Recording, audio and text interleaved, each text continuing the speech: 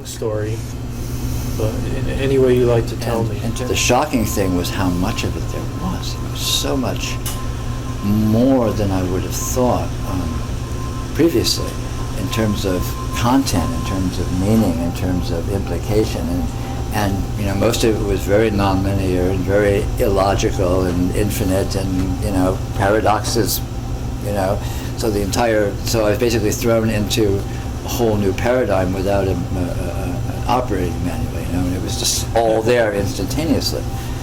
And so, essentially the process that I went through for the next 20-some years was trying to,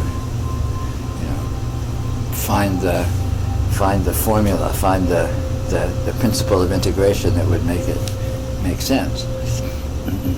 Now you said that you, in this experience, you discovered what you were and what he was, and you knew that he knew what you were.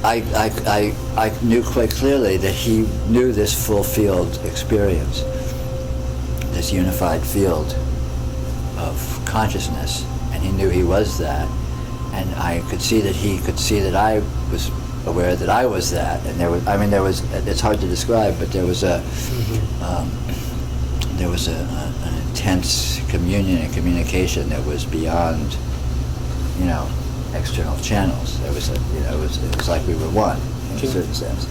Can you explain more about that consciousness? Because you started by explaining that all the levels of your psyche were opened. Yeah. And now you seem to introduce a new aspect that you knew you and he were the same consciousness.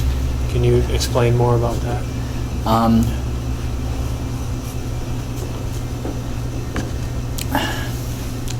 Well, I saw that notions of separation or difference or individuality just didn't apply in this continuity.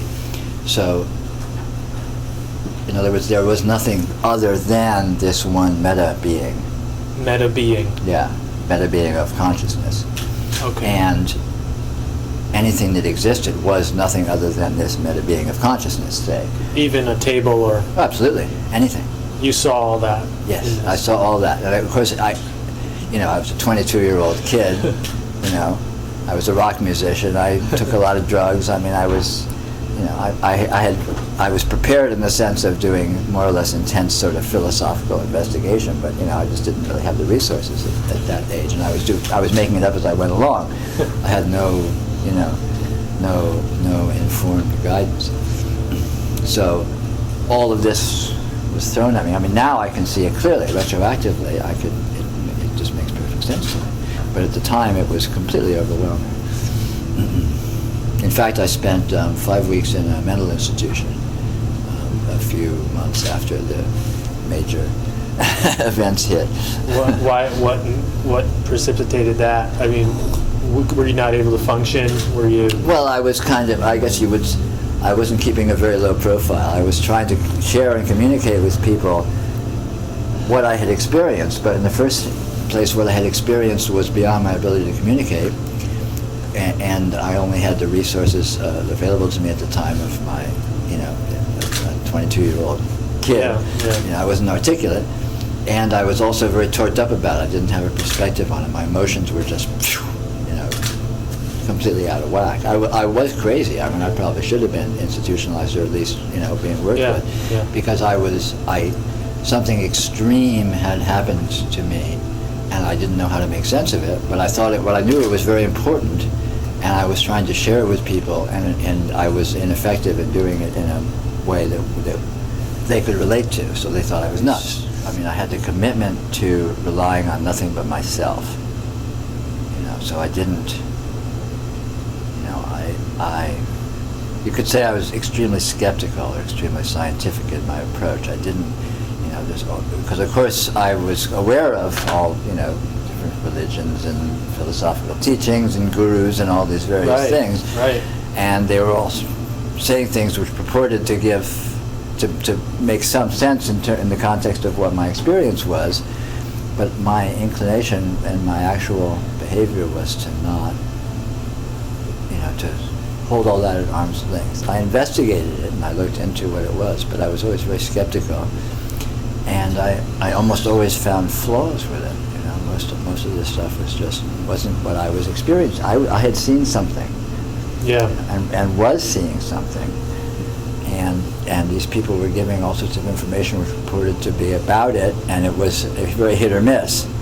There was some resonances, and I could see, this kind of computes, but then all this other stuff is like, what's that? And then I would have to sort through it because maybe it was an unclarity in my understanding of what they're trying to say, or maybe they were just, it was just erroneous and whatever. Anyway, so I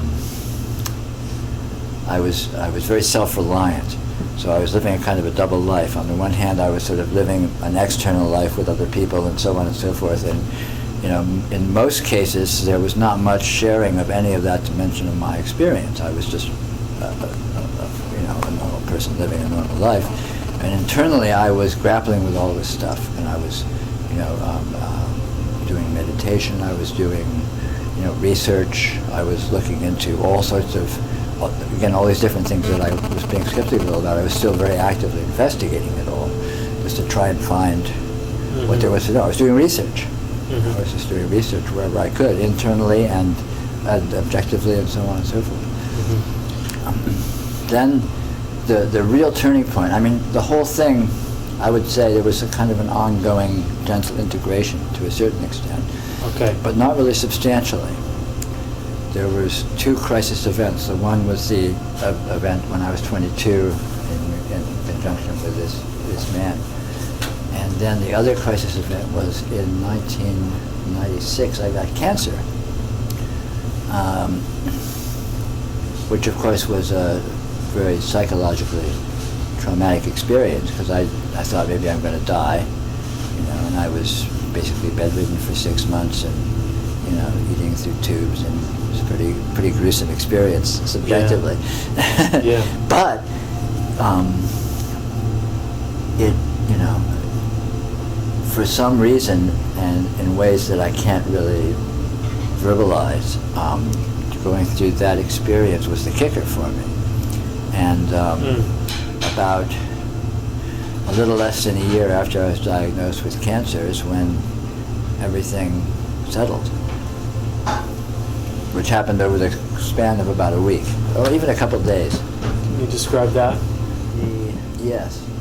During the course of this 20 plus years of grappling, of trying to assimilate this new perspective, there was always there was a part of me that was separate. Right, in the dualistic mindset. Yes, that I was identifying with, that was trying to make sense of that, and I was trying to make sense of the fact that there was a separate part, and how did it fit in. And what happened when it all became clear to me is I saw that the separate part wasn't a separate part. It wasn't a separate part. It wasn't a separate part. It was just like a harmonic, it was like a little harmonic noise within the context of the meta system. And so, of course, at that point, it wasn't a problem, because it didn't actually exist. It was just an artifact of the one. Is that harmonic? Amazing knowledge. I just all of a sudden understood everything. So knowledge just came with the experience. Yes. With the realization. It's a seeing. Yeah. I can see. I don't need to think about things. It's like if I ask you what's going on outside the window, you just look and you say, oh, well, there's a building over there, there's a car. You don't need to, it doesn't require effort, you just look and you see what's there. Mm-hmm. And likewise, I can look and see what's what. So if I want to know anything, I just look at it and I see it and I know it. Could you give me an example of that point? So what do you think of Peter Brown? What do I think of Peter Brown? Yeah, it's still here, it's okay. Oh, that's I think he's enlightened. Oh, this guy's enlightened. He's the real deal. Well, that's kind of an oxymoron. You're just saying that because he's sitting here, right? You're calling me an ox or a moron?